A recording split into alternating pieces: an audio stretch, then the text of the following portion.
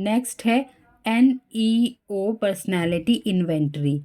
इसका use personality aspects को measure करने के लिए किया जाता है, ना कि साइकोलॉजिकल डिसऑर्डर को आइडेंटिफाई करने के लिए।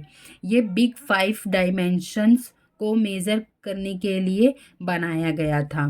और इसका जो NEO PIR मॉडल है, यानी नियो PIR मॉडल है, वो अडल्ट्स और एडोलसेंस की इंटरपर्सनल, मोटिवेशनल, इमोशनल और एटीट्यूडनल स्टाइल्स को मेज़र करने के लिए किया जाता है। इसमें 240 पर्सनैलिटी आइटम्स है और 3 वैलिडिटी आइटम्स है, और ये 2 फॉर्म्स में अवेलेबल है। एक फॉर्म S है जो सेल्फ रिपोर्ट है, और दूसरा फॉर्म R है जो एक थर्ड पर्सन लिखता है। लाइक जैसे ऑब्जर्वर होता है ना, जैसे ऑब्जर्वर रिपोर्ट होती है, उस तरीके से। नियो PIR एक जर्नल डिस्क्रिप्शन प्रोवाइड कराता है नॉर्मल पर्सनैलिटी की। इसका यूज़ क्लिनिकल, काउंसलिंग और एजुकेशनल सिचुएशन में किया जाता है। इसका यूज़ 5 डोमेन्स को मेज़र करने के लिए किया जाता है। वो 5 डायमेंशंस है। न्यूरोटिसिज्म, जो इमोशनली अनस्टेबल होते हैं, और दूसरा है एक्सट्रावर्जन। ये ऐसे लोग होते हैं जिनको दूसरों से मिलना जुलना पसंद होता है, बहुत मिलनसार होते हैं। और तीसरा है ओपननेस टू एक्सपीरियंस, मतलब जो न्यू चीज़ों को जानना चाहते हैं और नॉलेज सीकर होते हैं। और चौथा है एग्रीएबलनेस, जो दूसरों की बात से एग्री करते हैं, दूसरों की बात को भी इम्पोर्टेंस देते हैं, अपनी मनमानी नहीं करते, ट्रस्टवर्दी होते हैं। और फिफ्थ है कंसाइटनेस, मतलब जो बहुत ही कॉम्पिटेंस, सेल्फ डिसिप्लिन, ऑर्डर्ड वाले पर्सन होते हैं। इसका यूज़ अडल्ट्स के काउंसलिंग और क्लिनिकल सेटिंग्स के लिए किया जाता है। इसका यूज़ बिजनेस और इंडस्ट्रियल सेटिंग्स में भी किया जाता है। नेक्स्ट है इंक ब्लॉट टेस्ट। इसमें इंक के धब्बों से बनी कुछ अनक्लियर पिक्चर्स को या पैटर्न्स को क्लाइंट को दिखाया जाता है और उनसे पूछा जाता है कि आपको इस पिक्चर में क्या नज़र आ रहा है। और इसमें ये माना जाता है कि जो पर्सन आंसर दे रहा है वो अपने हिडन डिज़ायर्स और फीलिंग्स के बेसिस पर वो आंसर कर रहा है। तो पहला इंक ब्लॉट टेस्ट है रॉसर्ट का। ये एक स्विस साइकेट्रिस्ट थे। इन्होंने पहली बार 1921 में इंक ब्लॉट टेस्ट पब्लिश किया था। इनका जन्म 8 नवंबर 1884 को ज़्यूरिख, स्विट्ज़रलैंड में हुआ था। बचपन में रॉर्सक को क्लेक्सोग्राफी का बहुत शौक था। ये एक तरह का गेम होता है जिसमें एक पेपर पर इंक गिराकर उसको फोल्ड कर दिया जाता है, फिर खोल के देखा जाता है तो उसमें अलग से पैटर्न्स बन जाते हैं। तो इस गेम के वो मास्टर थे, मतलब उनको बहुत इंटरेस्ट था इस गेम में। फिर वो जैसे जैसे बड़े होते गए तो उन्होंने इस गेम को, जब मतलब वो साइकोलॉजिस्ट बने, साइकेट्रिस्ट बने, तो उन्होंने इसको एज अ ट्रीटमेंट के रूप में यूज़ किया। मतलब लोगों के हिडन फीलिंग्स को जानने के लिए उनको ये पिक्चर्स दिखाई और उनसे पूछा। और इन्होंने मेडिसिन में अपना ग्रेजुएशन कंप्लीट किया, और इसके बाद उन्होंने स्विट्ज़रलैंड और रूस में अलग अलग साइकेट्रिस्ट इंस्टीट्यूट में काम किया, और उनका इंटरेस्ट साइको एनालिसिस और आर्ट थेरेपी में बढ़ता गया। इसमें एग्जामिनी को पहले 10 इंक ब्लॉट सीरीज वाइज दिखाए जाते हैं और फिर उनसे पूछा जाता है कि उसने इन इंक ब्लॉट्स में क्या देखा। इसमें ऐसा इसलिए किया जाता है क्योंकि इनका मानना है कि जो पर्सन के अंदर फीलिंग्स हैं वो इन अनस्ट्रक्चर अनक्लियर इंक ब्लॉट्स के जरिए बताता है। जैसा मैंने अभी बताया कि वो ऐसा इसलिए करते थे क्योंकि उनको लगता था कि जो भी मतलब वो पिक्चर दिखा रहे हैं वो उनको साफ से नहीं दिख रहा, तो वो वही बताएंगे जो उनके मन में है। रॉर्सक के इन 10 इंक ब्लॉट्स का सेट पहली बार 1921 में साइको डायग्नोस्टिक नाम के एक बुक में पब्लिश हुआ था। इन्होंने अपने इंक ब्लॉट टेस्ट को एक यूज़फुल साइकोलॉजिकल टूल बनाने के लिए बहुत कोशिश की, बट वो इसको सक्सेसफुल टूल बनते हुए नहीं देख पाए क्योंकि 1922 में इनकी मृत्यु हो गई। इनकी मृत्यु के बाद 4 लोगों ने इस टेस्ट को स्टैंडर्डाइज करने का प्रयास किया और 1950 के समय अमेरिकन साइकोलॉजिस्ट जॉन एक्सनर ने एक्सनर कॉम्प्रिहेंशन सिस्टम डेवलप किया जो इन अलग अलग अप्रोचेस को एक यूनिवर्सल प्रोसेस में कंसोलिडेट करता है।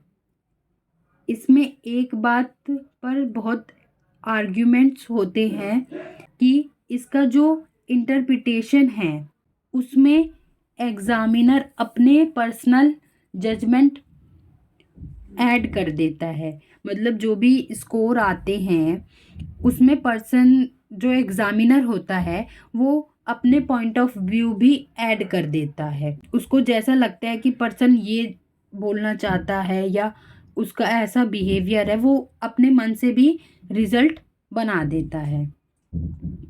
और दूसरा ये है कि साइकोलॉजिस्ट का मानना है कि ठीक से यूज़ किया जाए तो इसका रिजल्ट भी ठीक आ सकता है।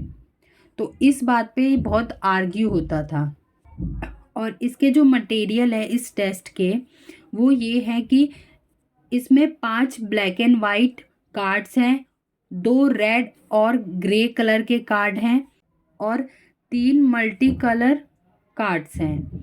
इंक से ऐसे फिगर्स या पैटर्न्स बनाए जाते हैं जो एम्बिगियस होते हैं, यानी अस्पष्ट अनक्लियर होते हैं, ठीक से दिखाई नहीं देते।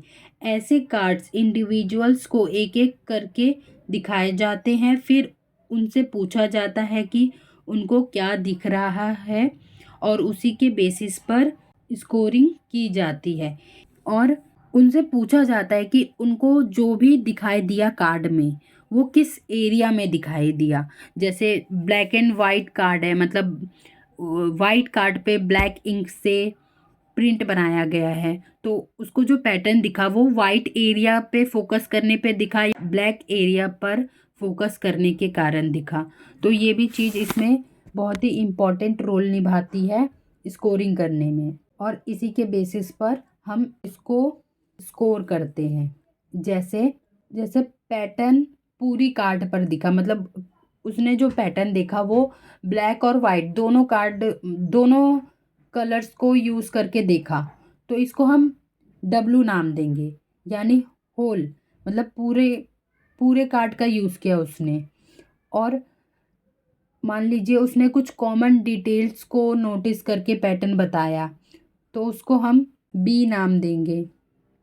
इसी तरीके से इन सभी चीज़ों के लिए इसमें सिंबल्स दिए गए हैं। जैसे अगर पर्सन पूरे कार्ड को नोटिस करता है तो दैट मीन्स वो बहुत ऑर्गेनाइज्ड थिंकिंग वाला है। और अगर कलर का यूज़ किया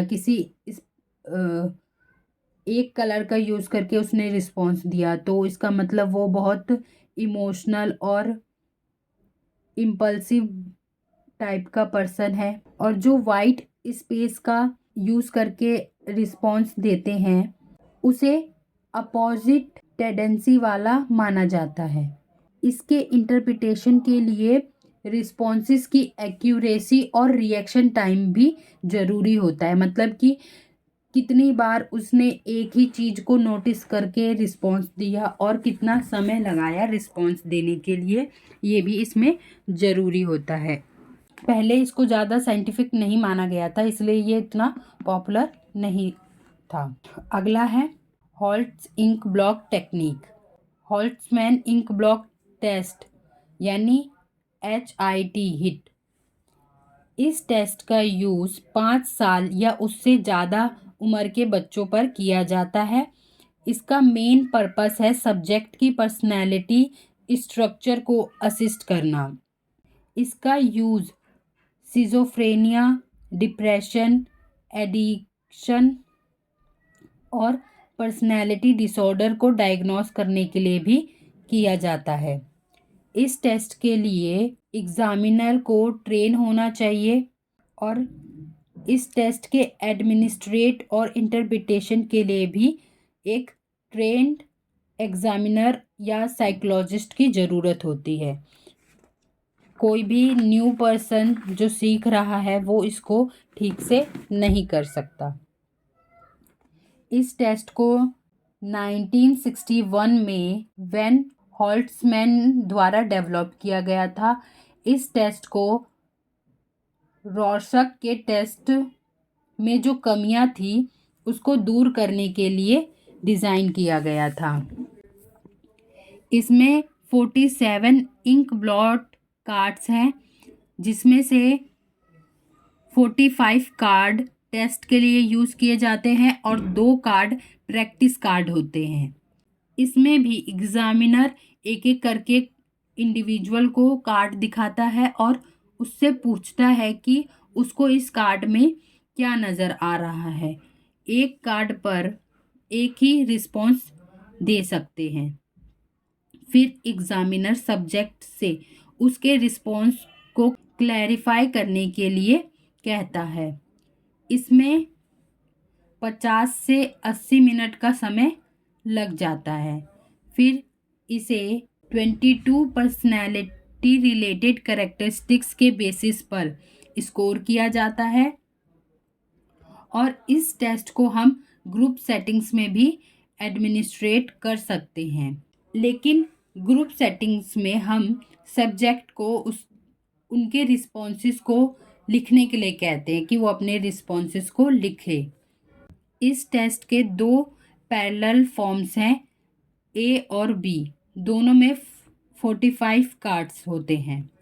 नेक्स्ट है ए परसेप्शन टेस्ट। ए परसेप्शन का मतलब है conscious perception with full awareness. वो हम बोलते हैं ना कि पूरे होशो हवास में होना। इसका मतलब वही है कि जब आप कॉन्शियस हो, अवेयर हो किसी चीज़ के बारे में, जैसे अभी आप पूरी कॉन्शियस होकर मेरी बातें सुन रहे हो, अवेयर हो के पूरी बातें सुन रहे हो। इस टर्म को लाइबनिज ने इंट्रोड्यूस किया था और कॉन्ट ने 2 तरह की अपरसेप्शन बताए हैं। पहला है एम्पिरिकल अपरसेप्शन और दूसरा है ट्रांसडेंटल अपरसेप्शन। इस टेस्ट में सब्जेक्ट को कुछ लेस स्ट्रक्चर और इनकम्प्लीट सेंटेंस दिए जाते हैं जो उनको पूरा करना होता है, या कुछ पिक्चर्स दिखाए जाते हैं, इमेजेस दिखाई जाती है और उनसे कहा जाता है कि इसके बेसिस पर वो एक स्टोरी बनाएं। पहला अपरसेप्शन टेस्ट है TAT यानी थीमेटिक अपरसेप्शन टेस्ट। इसे मॉर्गन और म्यूरे ने 1935 में डेवलप किया था। इसमें 30 black and white pictures card हैं, जिसमें कुछ लोग हैं और उनकी सिचुएशन एम्बिगस है यानी अनक्लियर है, मतलब एक पिक्चर दिया गया है, उसमें कुछ लोगों को दिखाया गया है, वो किस सिचुएशन में है, उनकी क्या फीलिंग्स है, वो क्लाइंट्स को पता नहीं है। उससे पूछा जाता है कि इस पिक्चर को देखकर आपको क्या लग रहा है, कि ये लोग क्या कर रहे हैं, इनकी फीलिंग्स क्या है इस समय, और जो फीलिंग्स है वो क्यों है, किस बेसिस पर है, ये बताना होता है। और सब्जेक्ट को 5 मिनट दिए जाते हैं स्टोरी बनाने के लिए। यह यहाँ पर एक एग्जाम्पल भी दिया गया है, जैसे एक लेडी को एक पिक्चर दिखाई गई जिसमें एक यंग लेडी थी और एक उसके पीछे एक ओल्ड लेडी खड़ी थी, और उससे पूछा गया उस औरत से कि उसको ये पिक्चर देखकर क्या लग रहा है। तो उसने बताया कि ये जो लेडी है, यंग लेडी, वो अपनी बीती बातों को याद कर रही है, कि उसकी मॉम उसको किस तरीके से परेशान करती थी, मतलब वो बहुत ही परेशान थी औरत। जो लेडी, यंग लेडी है, वो बहुत परेशान थी और अपनी बीती बातों को याद कर रही थी कि किस तरीके से उसकी मॉम उसको परेशान करती थी, क्योंकि वो अभी प्रेजेंट टाइम में वो उसके बच्चे भी उसके साथ ऐसा बिहेवियर कर रहे हैं, इसलिए वो अपने इन सब बातों को याद कर रही है। तो उस लेडी ने ये एग्जामिनर को ये बताया पिक्चर देखकर। तो एग्जामिनर ने ये फाइंड आउट किया कि जो लेडी है अभी, जो जिसका टेस्ट लिया जा रहा है, वो बहुत ही परेशान है, उसकी लाइफ में बहुत ही प्रॉब्लम्स हो रही हैं, और वो अपनी प्रॉब्लम्स को इस पिक्चर के थ्रू एक्सप्लेन कर रही है। जब सब्जेक्ट अपनी स्टोरी बताता है तो उससे ये अनुमान लगाया जा सकता है कि रिस्पोंडेंट पिक्चर के थ्रू अपनी नीड्स, डिज़ायर्स और कन्फ्लिक्ट्स को प्रोजेक्ट कर रहा है, यानी बता रहा है स्टोरी के थ्रू। इसमें स्टोरी की फ्रीक्वेंसी, ड्यूरेशन, इन सब चीज़ों को भी ध्यान में रखा जाता है रिजल्ट तैयार करने के लिए। मतलब कि स्टोरी कितने फ्लुएंट बोली जा रही है, या उसमें कितना समय लग रहा है, ये सब भी ध्यान दिए गए हैं। नीचे इस टेस्ट के रिस्पॉन्सेस को अलग अलग तरह के मेंटल डिसऑर्डर को इंडिकेट करने के लिए बताया गया है। जैसे रिस्पॉन्स देने में देरी हो, या रिस्पॉन्स धीरे धीरे रुक रुक कर दिया जा रहा हो, तो इसका मतलब है पर्सन जो है वो डिप्रेशन में है। ये मतलब ये जो भी चीज़ें बताई वो डिप्रेशन को इंडिकेट करती है। और अगर किसी मैन की स्टोरी में कोई मैन हमें स्टोरी बता रहा है और उसमें फीमेल करेक्टर को गलत बता रहा है, यानी उसकी फीमेल करेक्टर के बारे में नेगेटिव कमेंट दे रहा है, और मेंस के प्रति वो अफेक्शन दिखा रहा है, तो ये चीज़ होमोसेक्सुअलिटी को दिखाता है। दूसरा टेस्ट है सीनियर परसेप्शन टेक्निक। ये एकदम टीएटी की तरह है। इसमें भी कार्ड्स को दिखाए जाते हैं, अनक्लियर कार्ड्स को दिखाए जाते हैं पर्सन को, और उससे उस कार्ड्स के बारे में पूछा जाता है। बस फ़र्क इतना है कि इसमें थोड़े ओल्ड पर्सन्स से पूछा जाता है। मतलब ये टेस्ट सीनियर लोगों के लिए है, ओल्ड पर्सन्स के लिए है। तीसरा टेस्ट है चिल्ड्रन परसेप्शन टेस्ट। इसे हम कैट भी बोल सकते हैं। ये टेस्ट चिल्ड्रंस के लिए होता है, यानी बच्चों के लिए। इसमें चिल्ड्रंस के रिस्पॉन्सेस को देखा जाता है कि किस किस तरीके से बच्चे रिस्पॉन्स दे रहे हैं। इसमें बच्चों को कार्ड में ज़्यादातर ह्यूमंस की जगह एनिमल्स को दिखाया जाता है। मतलब जैसे हमने यंग लेडी और ओल्ड लेडी वाला कार्ड के बारे में पढ़ा था, तो हो सकता है कि यंग लेडी की जगह किसी एनिमल को दिखाया जाए, और जो ओल्ड लेडी है उसकी जगह मतलब ओल्ड एनिमल को दिखाया जाए। ऐसा इसलिए करते हैं क्योंकि बच्चे जो होते हैं वो अपने आप को एनिमल से कंपेयर करते हैं, ज़्यादातर बच्चे, इसलिए इस कार्ड में ज़्यादातर एनिमल्स का यूज़ किया जाता है। इस टेस्ट को बेलक ने 1949 में डेवलप किया था। इसमें 10 कार्ड्स हैं जिसमें एनिमल्स को सोशल सेटिंग्स में दिखाया गया है।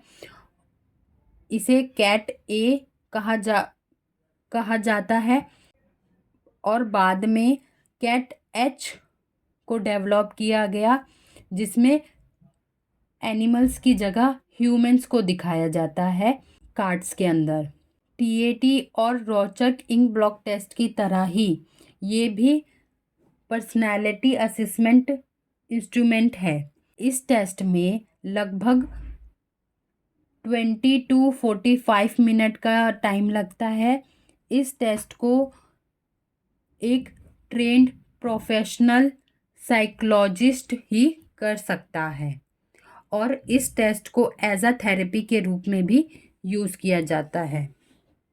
जैसे प्ले थेरेपी यूज़ करते हैं ना चिल्ड्रन के लिए, ये भी उसी की तरह यूज़ करते हैं। तो ये चैप्टर ख़त्म और ये बुक भी ख़त्म।